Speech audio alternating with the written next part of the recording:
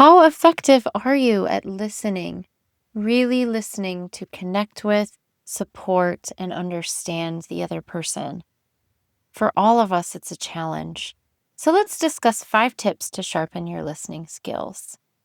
Tip number 1 to become a better listener: be fully present.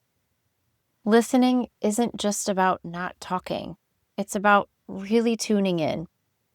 If it's possible to put away physical distractions like your phone, turning off music, TV, and centering your full attention on the speaker, doing so, if possible, is best. In addition, be aware of your own thoughts. Are you already thinking about what your response is going to be as they've barely shared 3 words? Tuning into the other person also means being aware of what you, as the listener, are communicating through your body language, your posture, and your facial expressions. Now, taking culture and context into consideration, these points could certainly vary. However, within most of the Western world, it's generally considered thoughtful to ask how the other person would like to physically engage with you. Maybe they'd like to sit across the table from you, or maybe sit next to you on a sofa, or maybe they prefer more or less physical space, squaring themselves to you, in front of you, next to you. So, again, this could vary, and taking into consideration their comfort level and, of course, your comfort level as well. Are your body language and facial expressions closely mirroring the other person's? So, if they're sharing something with deep sadness, do you have a little smirk on your face thinking about some silly thing that somebody said to you earlier? Does your body communicate openness, perhaps with your arms unfolded and open rather than crossed in front of you?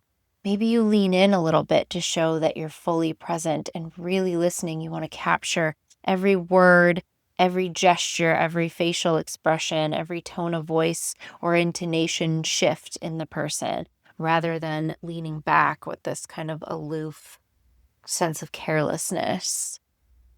Do you maintain a soft eye contact? Do you allow the person to fully finish their thought, pause, and if appropriate, then you can thoughtfully respond? Number 2, reflect back. It can be helpful to preface this reflection by first saying something like, I want to make sure I'm fully understanding what you're saying.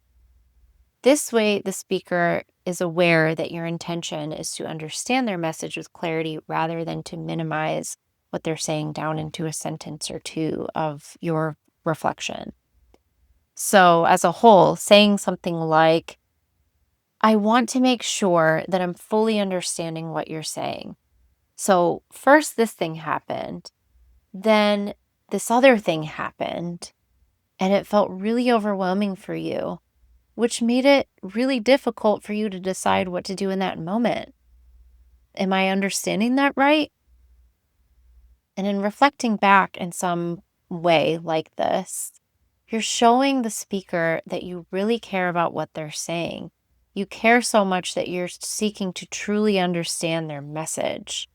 Additionally, it can help to quiet that part of you that wants to think about what you want to say in response to the thing that they said, and it can increase the part of you that is really tuned into what they're saying in that moment with their words, their tone of voice, their facial expressions, and their body language. This strengthens the muscles of empathy and compassion. In reflecting back to the speaker what you hear them saying, it gives an opportunity for clarification. Sometimes, as listeners, we might focus on certain parts of their story over others just through our own biases and, through what we think is important. And in reality, we perhaps missed the most important message of what they were hoping to communicate. This happens way more frequently than we'd like to acknowledge. So, in reflecting back, your understanding of the main important points of what they're trying to communicate Again, this offers this opportunity for clarification if, in fact, you were missing something. Point number 3, listen with compassionate curiosity.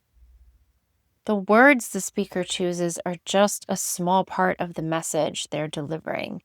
What is the feeling behind those words? You could reflect back the emotion that you are feeling and that you're hearing to assess if you're interpreting their feelings accurately. Or better yet, you could ask them what this experience was like for them.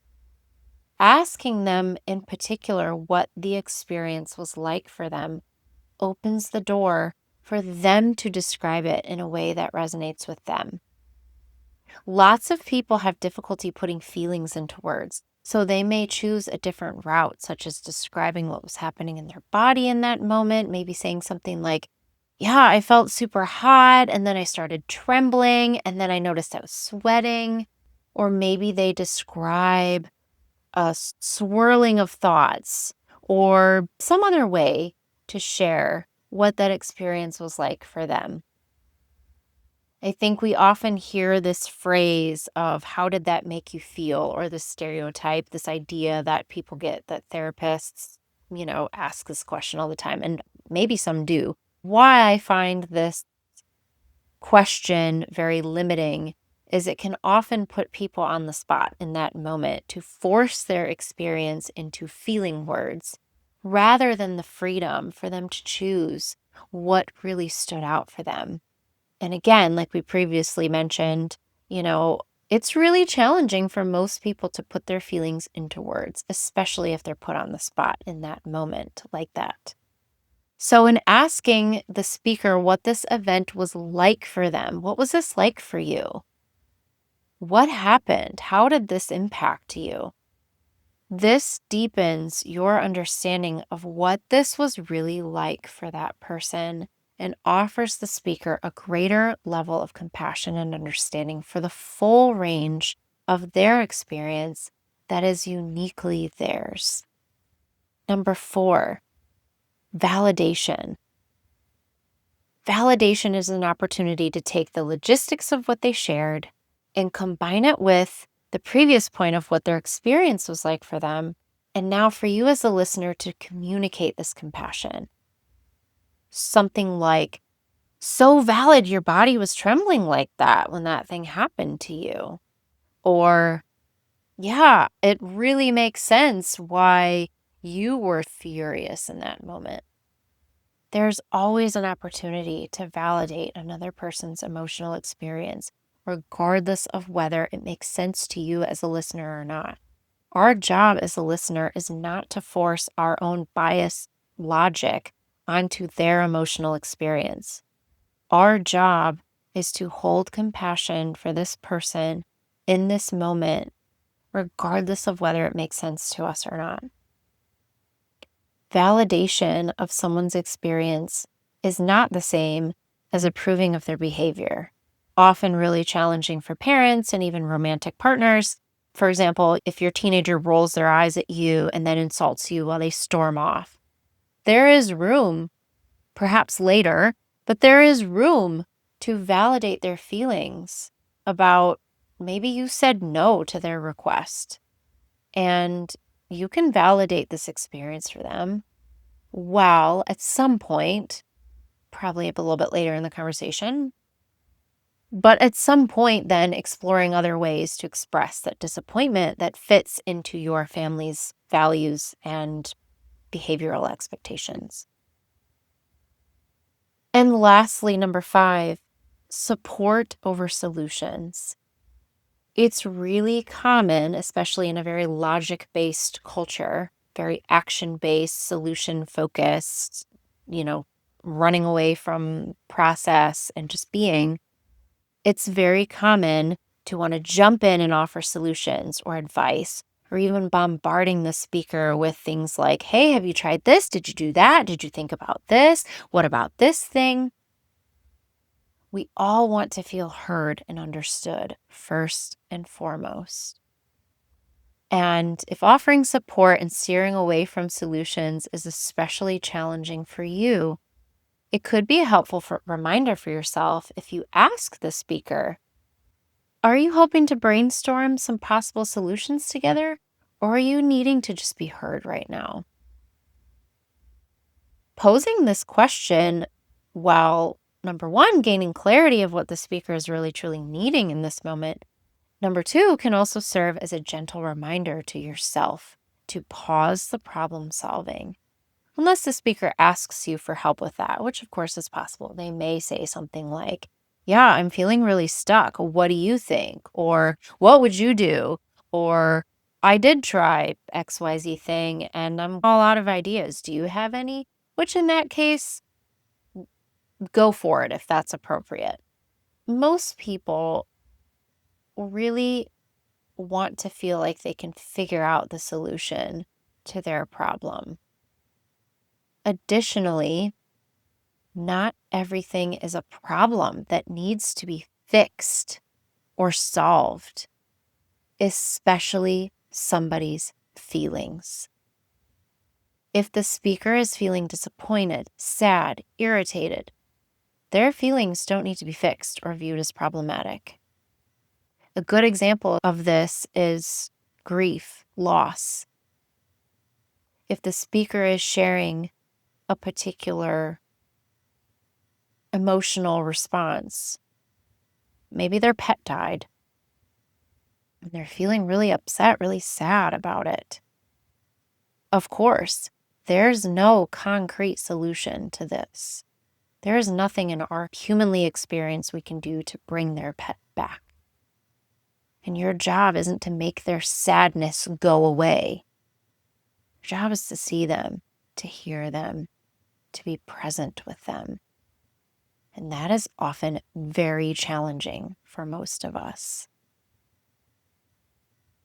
In steering away from this solution focused response, it also reminds us to check with our own triggers and our own reactions to what this person is sharing, and to do our best to remain present and open with compassion and minimal judgment. Again, see point number one. Pause, breathe, and center yourself. Intentional listening is extremely challenging. It takes so much effort. We all can continuously improve on our intentional listening skills. And maybe that's where the phrase active listening comes from, because compassionate listening is not passive. It's an essential and powerful act of connection, trust, and healing. Thank you for sharing with me in this time and space. And if you're still here, I'd like to express my gratitude for your presence. And I hope that this was helpful. And until next time, take good care of yourself. You're really worth it.